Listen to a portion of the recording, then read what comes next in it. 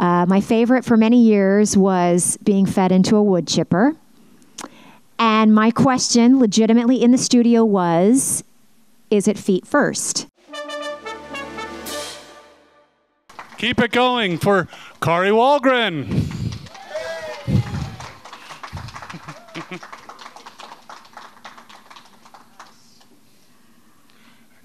Actually, if you could sit there, we're filming you. Oh, no. So I'm going to have to watch what I say.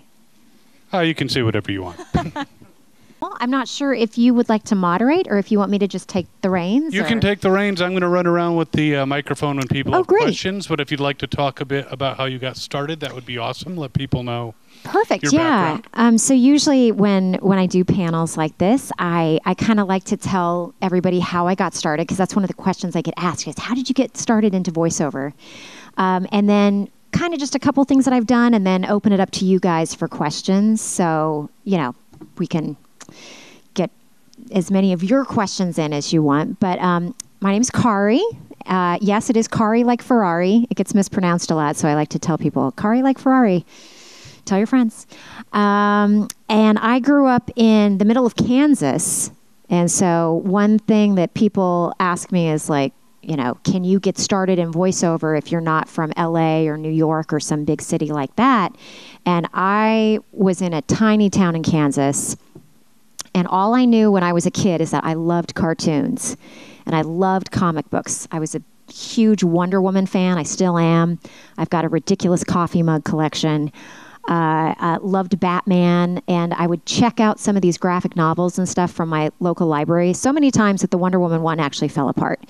And then I found it on eBay years later. Anyway, that was very exciting. And so I told my parents, apparently, when I was 5 years old, one day I'm going to be the voice of a Disney princess. So they were like, that's not a job, honey. People don't actually do that for a living. But here we are. But yeah, so I loved cartoons. I loved comic books. And so I always knew that one day I wanted to do voices, because I knew somebody was doing the voices behind these cartoons that I was watching. So I ended up getting a theater degree and working in the Kansas City area, doing a lot of radio and on-camera commercials there and stuff like that. And then I moved out to LA. And there was an ad back 100 years ago when we still had papers, and they were advertising that they were casting for this animated project. And so I went in and I auditioned for it, and they said, hey, we really like how you sound. We want to bring you back.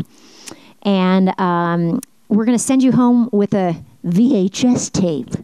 Any of you know what VHS tapes are? This was 100 years ago. And they said, listen, you're not going to know what they're saying because it's all in Japanese, but we just want you to try to get as close as you can to the sound and the attitude of this character. So I said, okay. So I took it home and I watched it, and there's this girl, and she comes riding in on a Vespa and crashes into this kid, and she's like, lunchtime! And I'm like, I have no idea what's going on. But I was like, okay, so this is how she sounds. This is kind of what she's doing, and she's beating up this kid with a guitar. I don't know. So I went back and I did the second audition, and they said, hey, we love you. We'd like to cast you. Have you ever done any dubbing before? And I said, no, but I'd love to learn. And they cast me, and it was Haruko in FLCL. And that was my first anime role. And the big thing about that is I remember doing that part, and Stephanie Shea, who is a dear friend of mine, and she does a ton of anime, and she said, oh my gosh, the anime fans are going to love you. And I was like, we have fans? Like, there are fans for this? And she's like, oh yeah, we do conventions and things like that. And it blew my mind. Like, I had no idea. And this was, like I said, 100 years ago. And we ended up going to a convention together for that one. And just from there, I started doing more and more anime roles. Samurai Champloo, we did. We've done the Fate Stay Night series. Durarara, there's Naruto. There's like a ton of things online. I'll let you guys go IMDb because I feel like a douchebag if I give this long list of credits. But I've done a lot of anime. And then I started getting involved in video games and more radio commercials in LA. And then I started booking original animation or, American cartoons. And the cool thing was the very first American cartoon that I booked was Super Robot Monkey Team Hyperforce Go, which if you haven't seen it, it's on Disney Plus now. And it's like one of those few shows where whenever somebody asks me, if you could bring back one show, what would it be? It would be that one because it was ahead of its time. The guy that created one of the spin-off Teenage Mutant Ninja Turtle series did that one. And it was anime meets American cartoons before that was cool. So we did like 2 long seasons of that, 4 seasons, whatever, how it was split up. But I showed up for the first recording session of that. And there was a guy wearing an FLCL t-shirt. And I said, oh my gosh, I don't know if you knew this, but I did the voice of Haruko in that anime. He's like, what?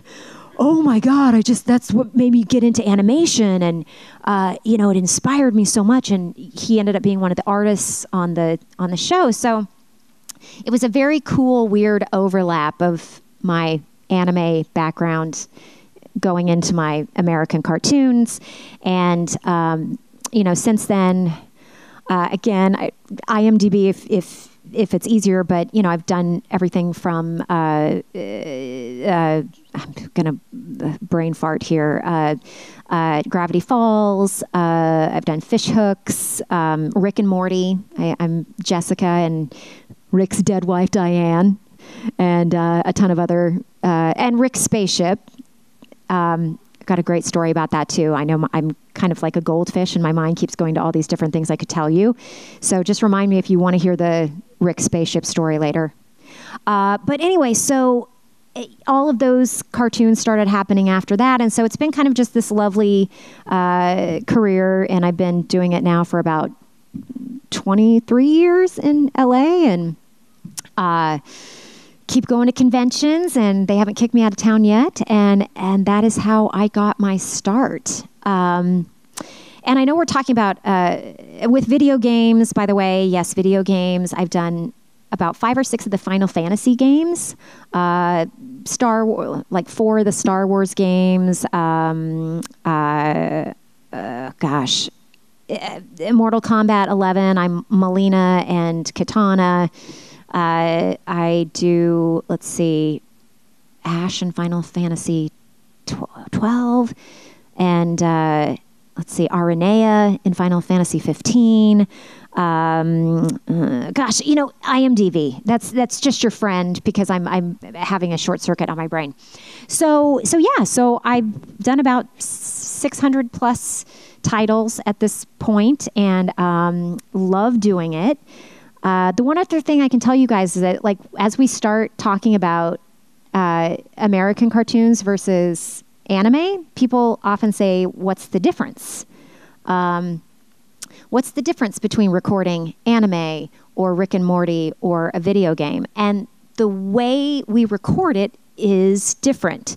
So if you're recording an anime, it has already been created in Japan, Japanese, or if you're, dubbing something from a different country, it's already been created. So we're dubbing it from a different language. So you get into a booth by yourself with a TV screen, and every single line, we have to sync it up to a pre-existing picture. So you hear these beeps in your headphones, boop, boop, boop, and then you start talking.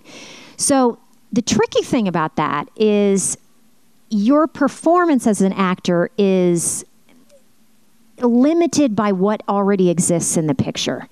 So if the character's mouth goes, you can't say, "I love you, I've always loved you, and I'm not going to love you for the rest of my life." All you can say is, "I love you," because that's what the mouth is doing, right? With original animation, we record the voices first, and then they animate to us. And the cool thing about that is One of the best examples of this that I can think of is we recorded Legion of Superheroes a number of years ago, and I was playing Saturn Girl and Triplicate Girl. And there was one line where Saturn Girl goes, "Well, if you hadn't come up fists a-zapping, we wouldn't be in this mess." So she did this with her hands, and her eyes got really big. So there were animators sitting in the room while we were recording, and we recorded our lines, and they animated to my performance. So when it came out, she went, "Well, if you guys hadn't come in fists a-zapping, we wouldn't be in this mess." And her face and everything was that. So it was like, oh my gosh, that's so cool. So there are pros and cons to both. You know, the wonderful thing about recording anime is that you get to see the facial expressions of the character. You get to hear the musical score. So, you know, you don't need to imagine a swelling orchestral score in a dramatic scene because you get to hear it. You know, so some of the Fate series scenes were amazing playing Saber in that because, you know, these beautiful scores and just the artwork is so beautiful and just visually stunning that really influences your performance as an actor. Whereas if you're doing American cartoons, you have to kind of create all of that in your head. Sometimes you'll have storyboards, which are like little rough sketches of what they're eventually going to animate. So you'll see, like, if there's a scene where somebody drops his pants and wiggles or something and makes like a nya nya nya sound, they'll have little sketches of it. And you'll be like, oh, so that's why I'm going nya nya nya in the script. But most of the time you have to kind of imagine it in your head. But you also have the freedom to take a lot of time with your lines. You know, you don't have to fit mouth flaps and stuff like that. So, and video games, it's kind of a mixture of the two. Because sometimes when we're doing a game that's already been created in another country, sometimes we have to fit mouth flap or we have to fit timing. One of the things that we'll run into is that people, they'll say, okay, we have 2.4 seconds to do this line for a game. So we'll be like, run the battalions back. Oh, I'm sorry, that was 2.4 seconds. We need it to be 2.3 seconds or something like that. So you have to really be conscious of timing in a lot of video games. And then other ones, you know, if you're doing The Last of Us or something like that, which you've, you know, if any of you guys play that, you've killed me repeatedly in that game. Then you have the freedom to just, you know, do whatever timing you want and stuff like that. So, so those are just kind of some of the different ways that we record it, and it's just different from job to job, which I love because it keeps it really interesting and fresh, keeps me on my toes. So that's just kind of a little overview of how I got started and kind of like how we do what we do. So I'll open it up to questions to you guys. And actually, I have a quick question. Yeah, of course. What do you find more challenging, matching the flaps or doing all the grunting you have to do for various video games when you get hit in various ways? Ooh, that's a great question. Technically, the sync can be really hard with the anime. Vocally, video games are the most stressful because, you know, a lot of times people don't realize we will have, now it's all mostly digital, but we used to have printed out scripts in the studio, and you'd have, you know, an 80-page script for a video game, and the last 10 pages would be reactions. So you'd have small hit reaction, medium hit reaction, large hit reaction, electrocution reaction, being burned alive reaction, small, medium, large, you know, being strangled by piano wire. My favorite for many years was being fed into a wood chipper. And my question legitimately in the studio was, is it feet first? Because, you thought about it, right? Because it's going to sound real different if you're head first than if you're feet first. So there are certain video games where we have to really limit how long we record at a time because it's so stressful on your voice. You're screaming, you're yelling, and it can just really fry you. So those are usually the most challenging. Do they usually try to save those reactions towards the end after you've done more normal lines, or does it vary? It varies. Like some games are just almost all fighting. So, there's just not a ton of dialogue. It's just a lot of screaming and yelling. But anybody that knows anything will, in a session, will wait and keep those to the end if they're kind to the voice actor. And after a while, the voice actors have to get kind of like, let's leave that to the end, shall we? Because if we start with being fed into a wood chipper, I don't think I'm going to be able to do all those other lines afterwards. So, yeah. All right, questions, please. Raise your hands. I will come around with the mic. Because I can ask her questions all day, but... All right. See, I knew that threat would work. Yeah, I love it. Are there any characters, like established characters, like comic book characters you've never voiced that you would love to? Oh, man, that's a great question. I've always thought Squirrel Girl would be kind of fun. That one. For a long time, it was Black Canary. And then they did some shorts, and I got to play a version of Black Canary in some shorts, and so that was like a real bucket list thing. It's not a superhero exactly, but the one franchise that I would love to do someday if it ever pops up is Jem and the Holograms, because my retro kid inside me kind of dug Jem and the Holograms, so I don't know. Would you be Jem?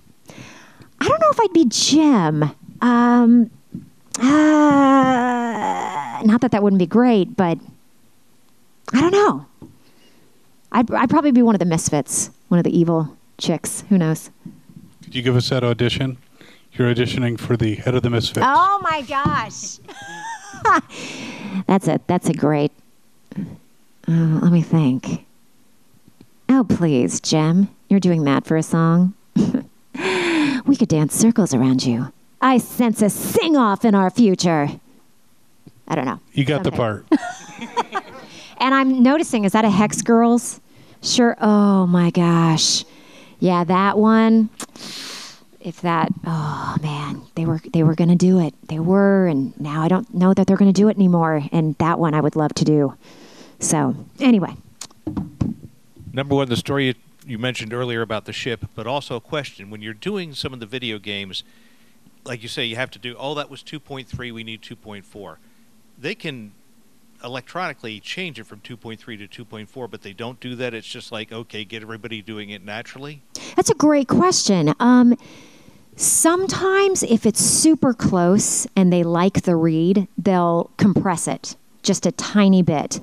The problem is that if it's just a little too long and you try to compress it, then you sound like you're talking a little too fast and then it sounds weird. You know what I mean? So it's a very technical fine line. And usually they'll try to have you do it faster, but then there are some lines where they squish it and they're like, no, that just sounds weird. So that's what happens. Yep. Or they have to like change the pitch and all that because... It's weird, yeah. And if it gets too compressed, it sounds a little funky. So. All right, more questions. Come on. This is your time. All right. 1, then 2. What was your favorite role to play? No! Why? I've got to throw the microphone. You're asking me to pick between my children. That is the hardest question to answer, and I can never answer it. It's usually like whatever I'm working on currently. You know, it's like, I can never pick just one. I feel like Haruko's in my top 5 just because she's such a sentimental favorite, because she was the first, like, you know, anime character I ever did. But like right now I'm doing a bunch of voices on Super Kitties, which is a preschool show on Disney Junior. And I'm just having a blast with that one. And there's like a little grandma cat burglar named Granny Katerina. And she's one of my favorites right now. And she's like, I would have gotten away with it if it hadn't been for you kiddies. But, come on, son, we're going to steal, we're going to rob the bank before they can even look around and see us. You know, so it's just like whatever I'm working on currently, I'm like, this is my favorite. No, this is my favorite. I wanted to second the spaceship story. Oh, the spaceship story. Thank you. Thank you for coming back to that. Yeah, I want to hear that. Yeah, very nicely done. So Rick and Morty, I came in, I think in the first season, and they just had a couple of lines, turn left at the next galaxy. It was that kind of thing for Rick's spaceship and stuff like that. And we were in a recording session, and, I just started messing around at one point, and I was like, I said left, you douchebag. Why don't you listen to me? And so they started laughing and they said, wouldn't it be funny if the spaceship took on a personality of its own? And so they wrote the Keep Summer Safe episode because of that. So they wrote that one for me. And we had such a blast recording that episode. And fast forward, it was like my first Funko Pop character. I went to some convention and somebody came up with a Rick spaceship and Funko Pop, and I was just like, I've truly made it. Look, Mom and Dad, I'm a Funko Pop. So, but yeah, it started out as just one of those, and that's one of those really gratifying things as a voice actor is if they give you this part and it's like 2 lines, and then for some reason, something magical happens in the recording process, and suddenly that character starts popping up in more and more episodes, and suddenly they're writing an episode for the character, and then suddenly, all these seasons later, the ship keeps coming back, and the rest is history. So that is awesome. I'm going to ask you a favorites question, but favorite lines that you've said, any character. Oh, wow. Okay. Well, there was a very obscure anime. I don't know if anybody watched Last Exile. Oh, it's beautiful. It's a steampunk one. Oh, isn't it beautiful? Oh, so I played Lavi in Last Exile, and if you haven't seen it and you like steampunk anime at all, it's these like little orphan children that are trying to live in this dystopian society. And one of my lines was, "You can screw your stupid chivalry, screw it!" And that's one of my favorite lines. And then Kitty Kitty Meow from FLCL, like I still to this day, I'm just like, Kitty Kitty Meow, And that's one of my favorites. Like, it never gets old to me. If anybody gets Haruko stuff signed this weekend and wants my favorite quote, I already did. I signed it for Jonathan here. I'm like, Kitty Kitty Meow. So those are 2 of my favorites. I will say, just from like a geek standpoint, when I got to play Starfire, the first time I got to say, Titans go! That was like, oh. And I did a number of episodes of Scooby-Doo. And the first time that I played a villain and I got to say, and I would have gotten away with it too if it hadn't been for you meddling kids, I was like, whoosh, yes. Like I made it. Achievement unlocked. Yeah, achievement unlocked. Other questions? I see one down here. I see one down there.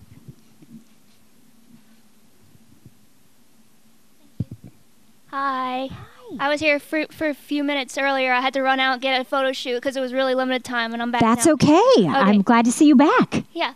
I had a question about, I don't know if this is obscure or not, but, like, you played Shannon in OKKO Let's Be Heroes. I did. I love that character. It's like, she's such, like...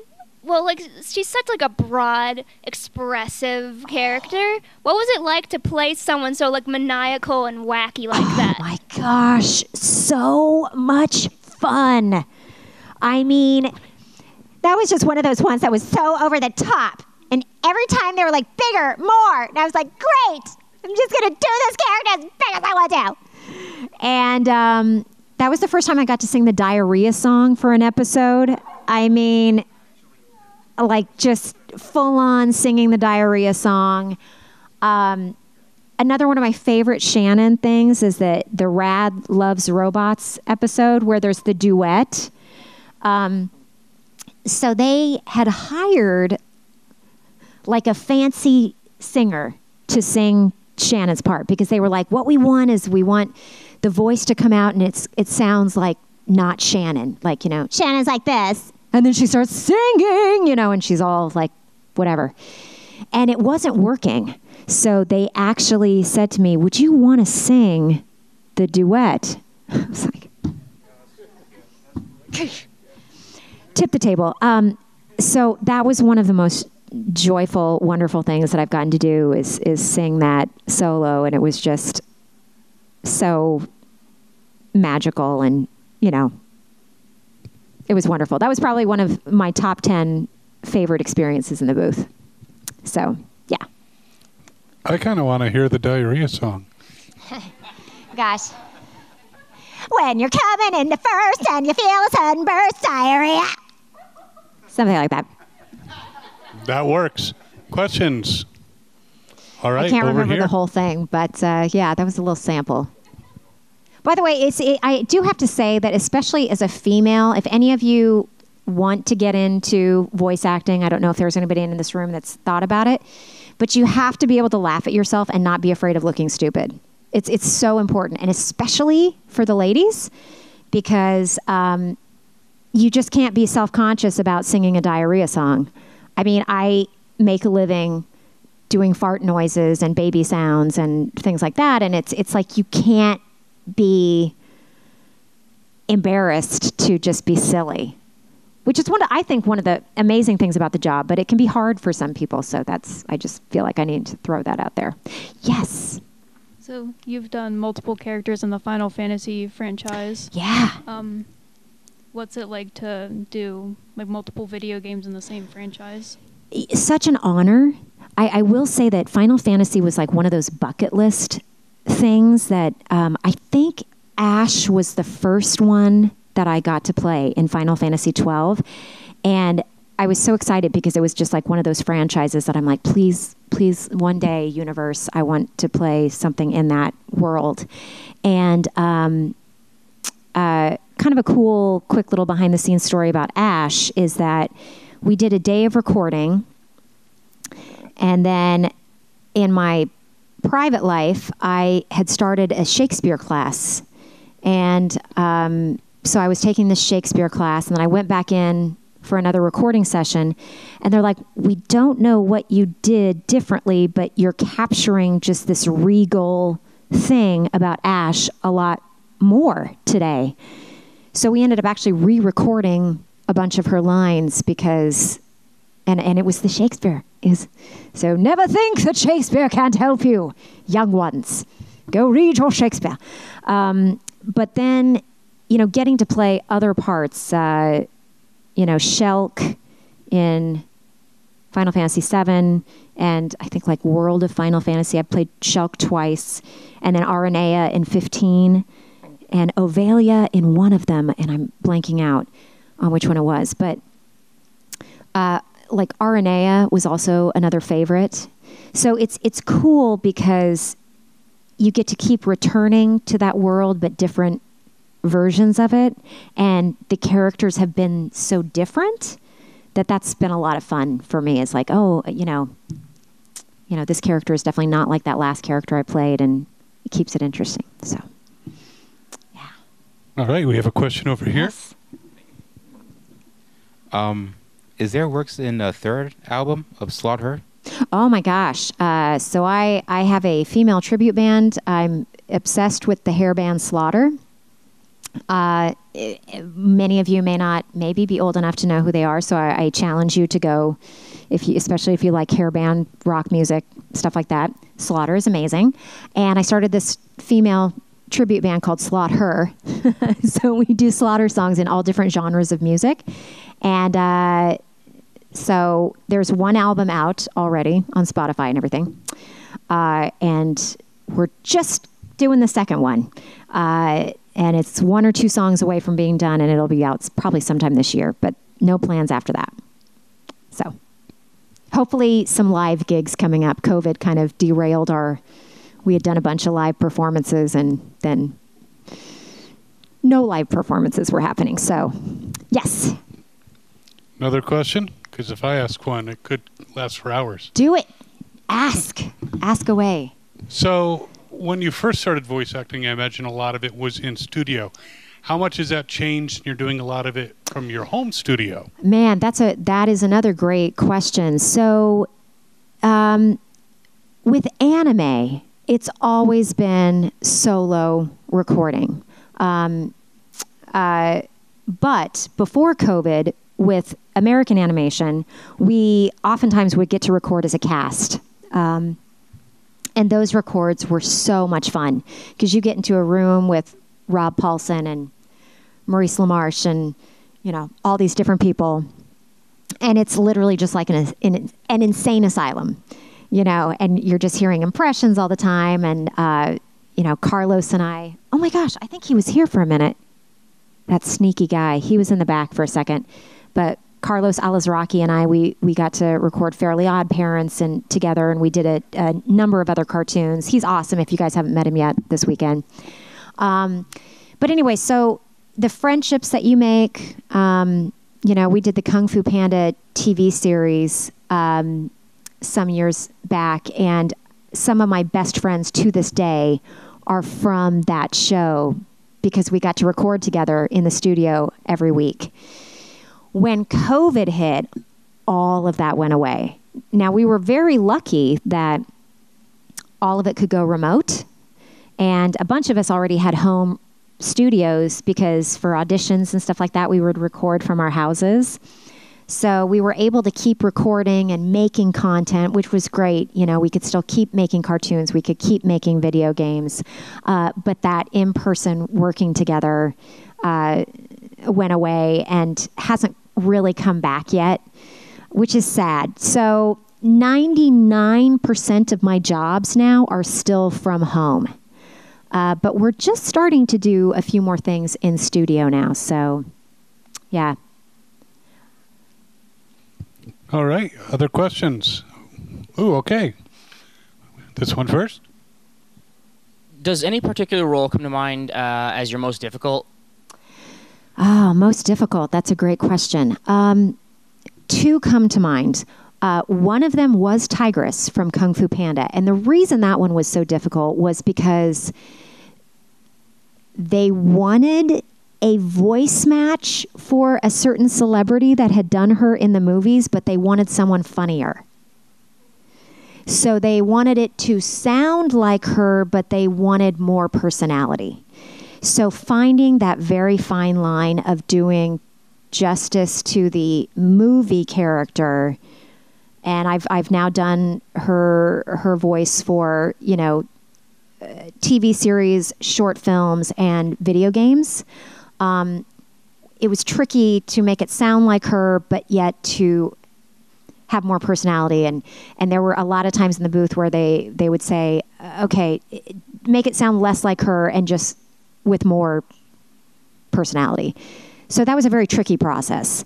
And the other one that I can think of that was the most challenging was Melina in Mortal Kombat 11 because they were taking her in the direction that they wanted her Tarkatan side to be stronger, the more monstrous side rather than her human side.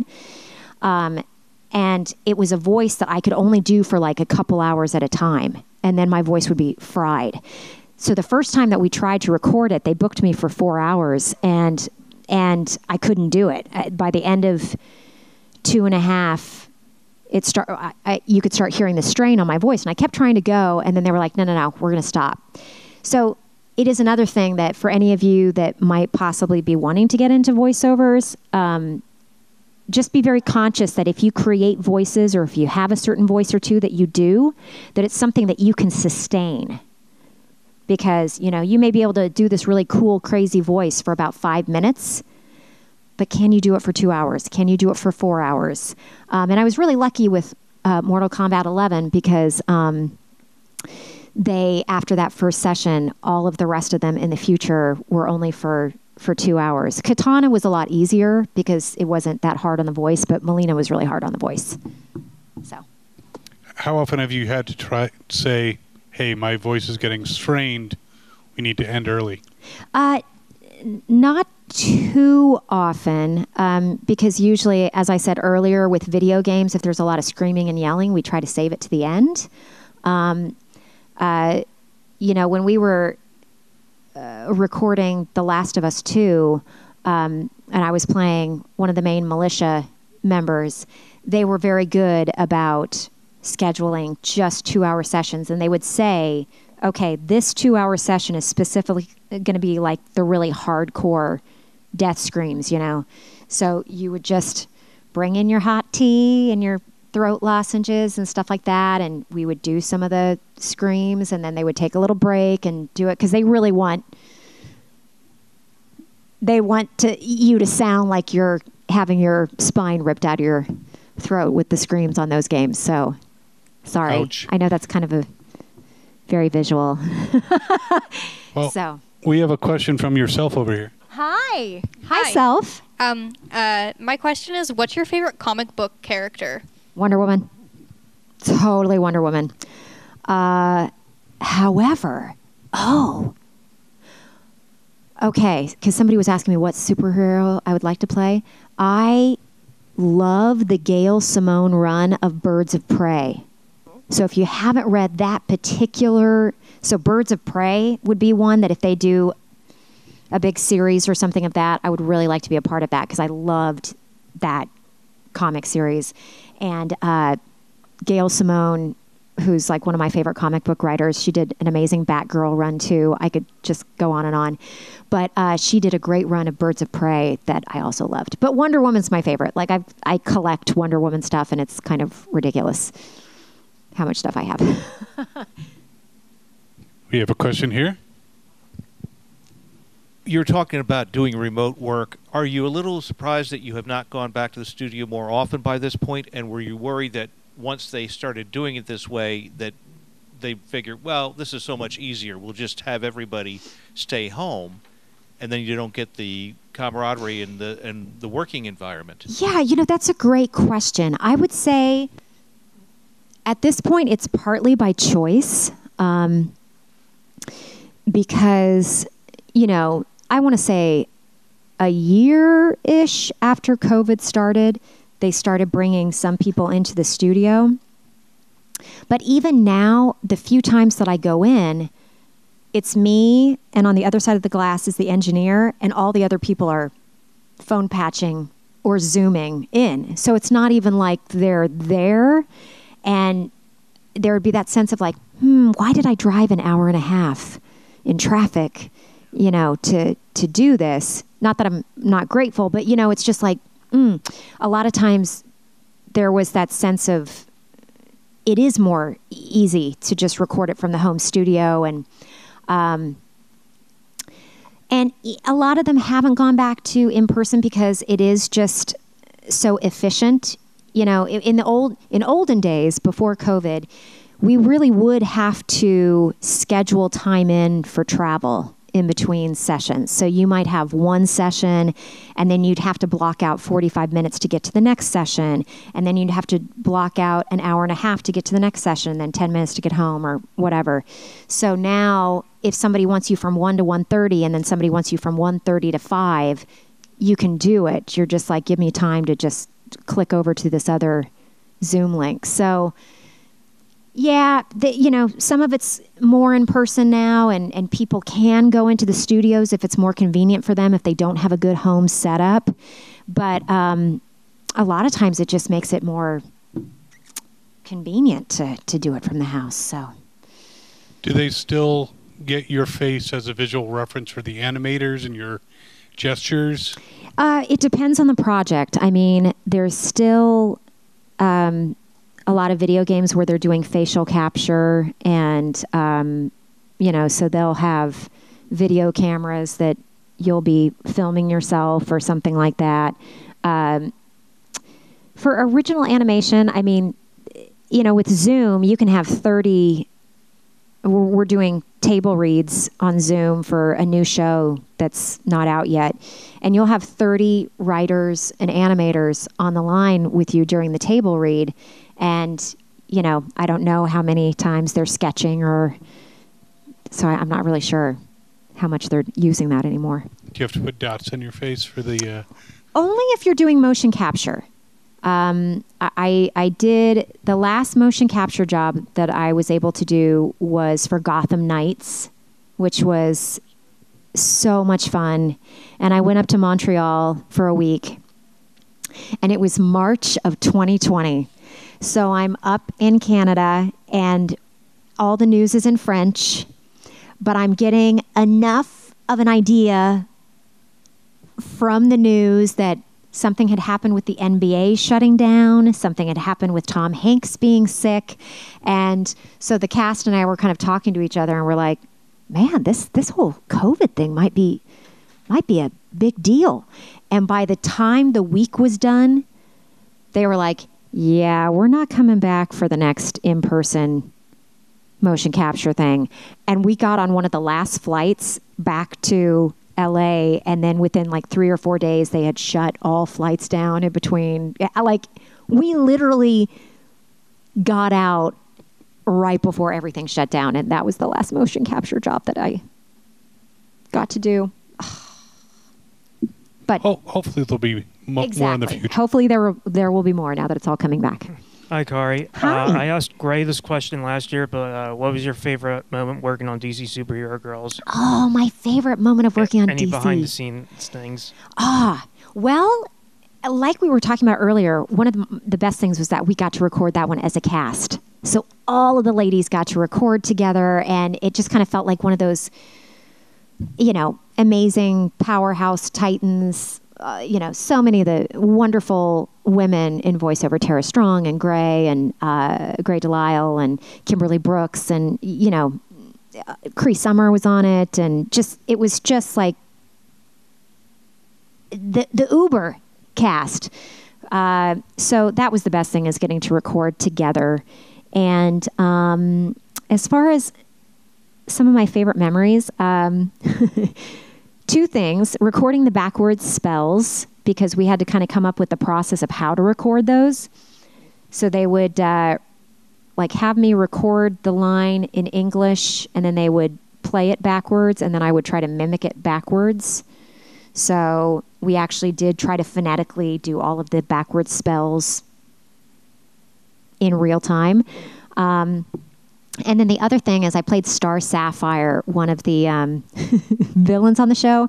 And as much as I loved playing Zatanna, Star Sapphire was so much fun because they just had her as this like really melodramatic girl that talked like this. And she was obsessed with Hal Jordan. So we would try to say Hal Jordan as unintelligibly as possible and still get it past the censors. So she'd be like, I love you, Hal Jordan. Okay, we couldn't quite understand that one. I love you, Hal Jordan. I love you, Hal Jordan. So we would just, like, it was so much fun. We laughed so hard during the Star Sapphire sessions because she was just so over the top. Yeah. It still makes me laugh to think about it. I just loved it. Hi there. Hi. What are your preferred throat lozenges? Oh, now we're getting to the meat of it. So is everybody ready for the secret answer to this? Because there is one. Golden Throat. Pardon? Golden Throat. They are Chinese lozenges, and they are the best. They are so beloved in the voiceover community that there were certain studios right before the pandemic that would carry boxes of them in the studio. And I may or may not have stolen one of those boxes during one of my sessions because I love them so much. So I order them by the case from Amazon because they're so soothing, but they don't like dry you out. I could literally spend half an hour talking about how much I love Golden Throat lozenges. So that's my key to all of you. Fred Tatasciore. Yeah, Fred Tatasciore was the famous person that launched the loquat syrup, I believe. And it's like, comes in like a Go-Gurt looking tube, and it's like this jelly thing, and you squeeze it out of the tube, and you either just like eat it right at the beginning of a session, or you squeeze a little bit into your hot tea.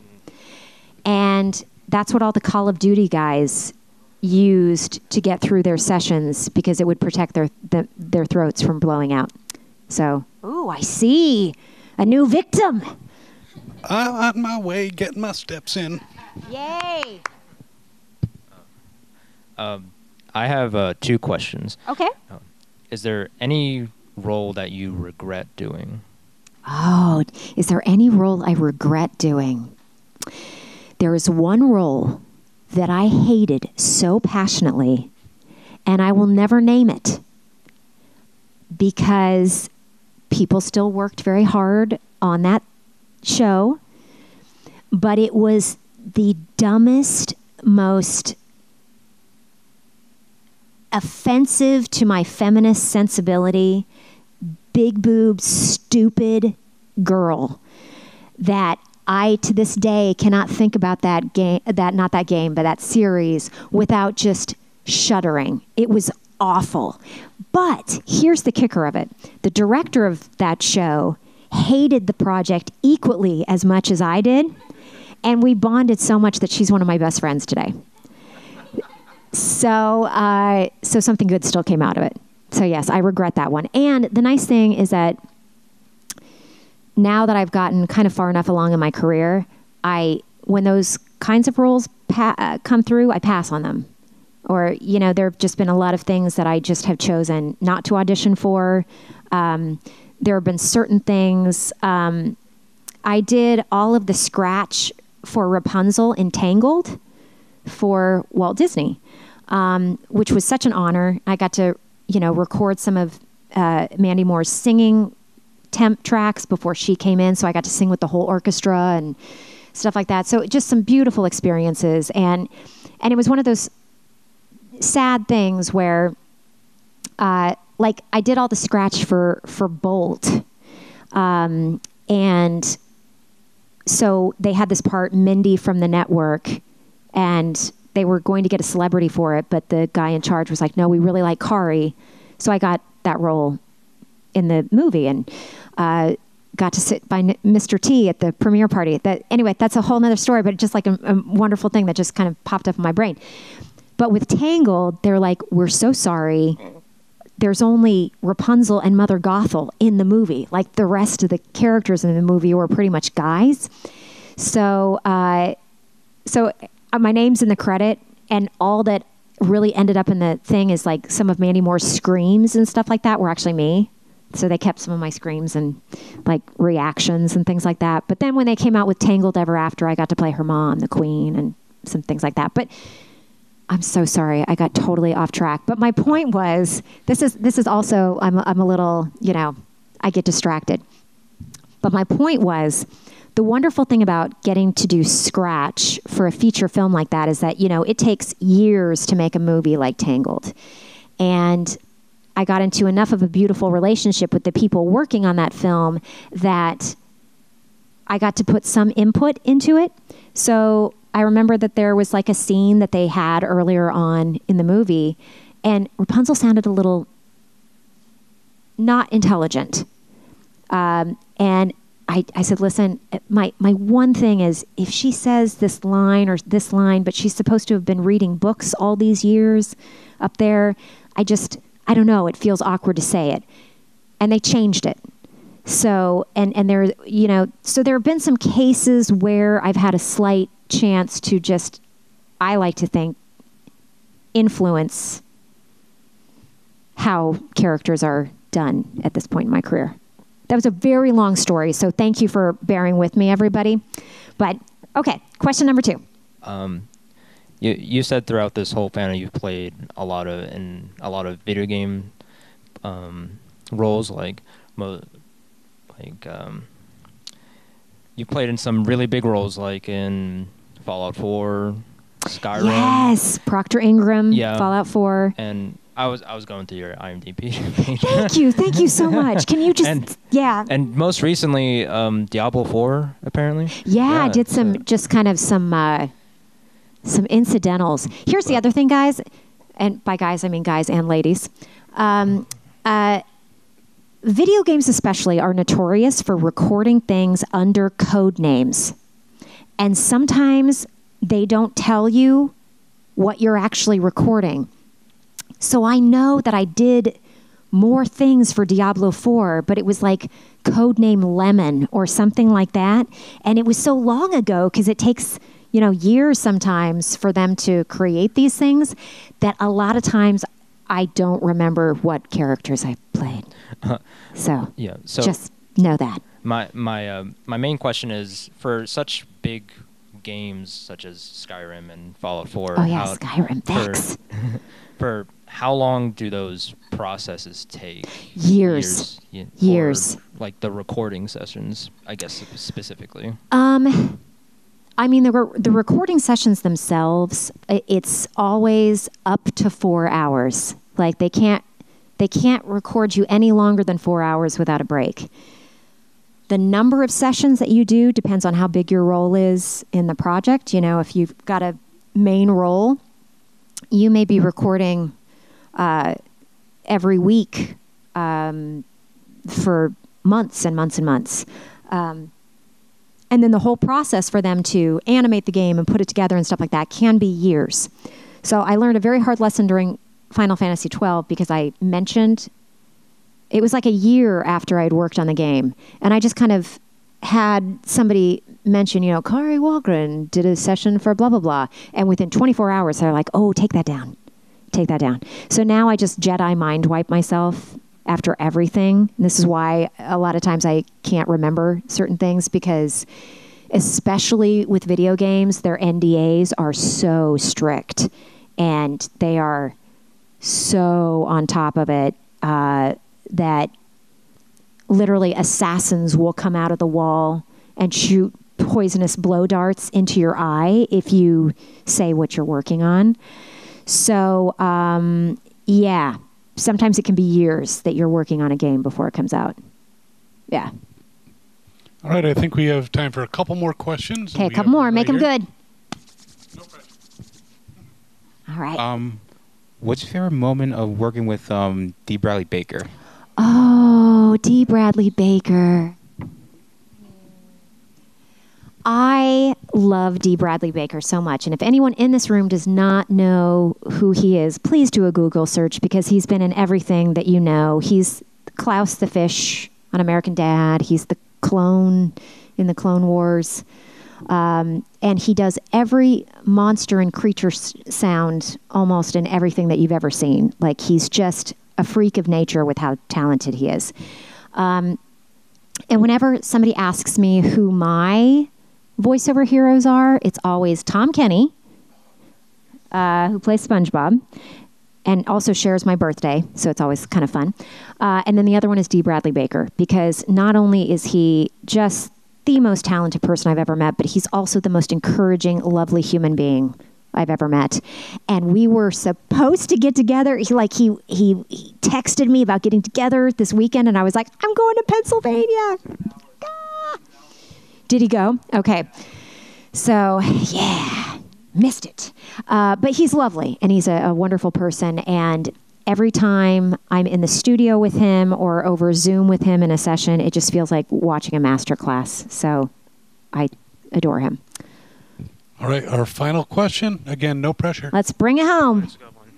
So as far as favorite shows you worked on that you wish would come back, I know another one is Symbionic Titan. Oh, Symbionic Titan! Because I want you to talk about your reaction to that the one scene with Kimmy. The infamous booty shaking, booty quaking. Yes. Oh yeah. There's a Google search in your future, young'uns.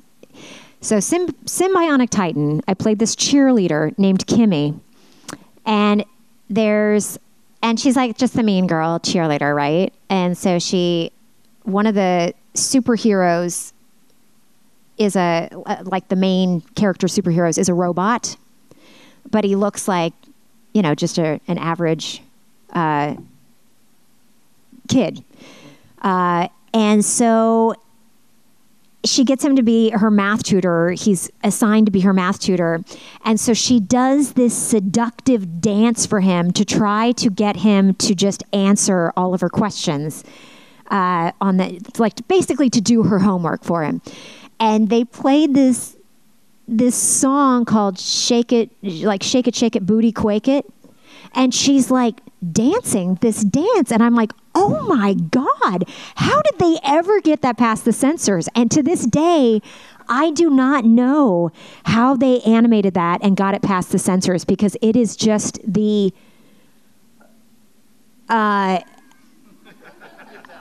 it's out there. Just Google it. Kimmy Dance, Symbionic Titan. And so when it came out and got animated, I was just like, was someone asleep that day? Did somebody from the censor's office go out to lunch? And it's glorious, because about every third or fourth convention, somebody asks me about that. And all I can say is, I can't believe it got made. But it's so fun. That's all I can say. Well, that is awesome. Kari, thank you for spending this time with us. Thank you so much. I guess I will just say really quickly, I'm here all weekend. I'm at the table. There's the schedule is out there, and I'm also on social media at Kari Wahlgren. So please follow along, drop questions, send pictures, and thank you guys so much for coming to the panel. So, big round of applause for Kari Wahlgren. This is Kari Wahlgren, and you're watching Fandom Spotlight. Be sure to like and subscribe. Plus, remember to have fun and follow your fandom.